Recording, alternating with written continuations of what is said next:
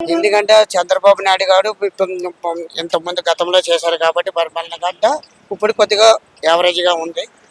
మరి ఇంకా మంచిగా చేస్తారేమో అని అనుకుంటున్నాను. అతను చేసిన ఏవైనా వాగ్దానాలు ఇంకా ఇప్పుడు కొత్తగా కాబట్టి ఇంకా అమలు పరిచే ఆశతోటి ఎదురు చూస్తున్నారు జనాలు. అంటే ఇప్పుడు సూపర్ 6 అని తీసుకొచ్చారు కదా, మరి ఉచిత పథకాలు ఆయన కూడా ఇస్తున్నారు కదా, మరి సూపర్ 6 ఇస్తున్నారంటే ఇస్తామని అన్నారు. ఇంకా ఏవి ఇప్పుడు వరకు ఇంకా ఏవి అమల్లోకి రాలేదు. అమల్లోకి వస్తే మరి రాష్ట్రం స్థితి ఇప్పుడు చూస్తుంటేనే రెవెన్యూ లేని రాష్ట్రం అయిపోయింది. మరి అవి ఉచిత పథకాలు పెడితే మరి రెవెన్యూ ఏది చేసిన జరిగిందండి.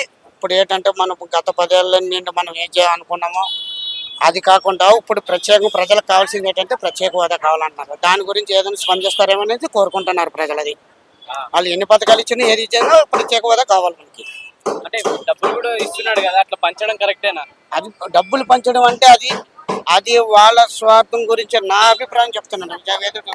డబ్బులు పంచడం అనేది అది కరెక్ట్ కాదు. డబ్బులు ఫ్రీ అంటే ఏంటి? ఫ్రీ ఎక్కడి నుండి వస్తుంది? అది పబ్లిక్ నుండి వచ్చేది, దాన్ని చేస్తారు. అది వాళ్ళ ఓన్ ప్రాపర్టీ మీద ఇచ్చింది అయితే పర్వాలేదు. అది ఓన్ ప్రాపర్టీ ఇస్తే పర్వాలేదు. కానీ ఇది మరి పబ్లిక్ నుండి వస్తుంది. దేని నుండి వస్తుంది? అది ఏదైనా నిధులు వచ్చాయంటే అది గవర్నమెంట్ నుండి వస్తుంది. ఆ నిధులు వాళ్ళు ఇచ్చేది.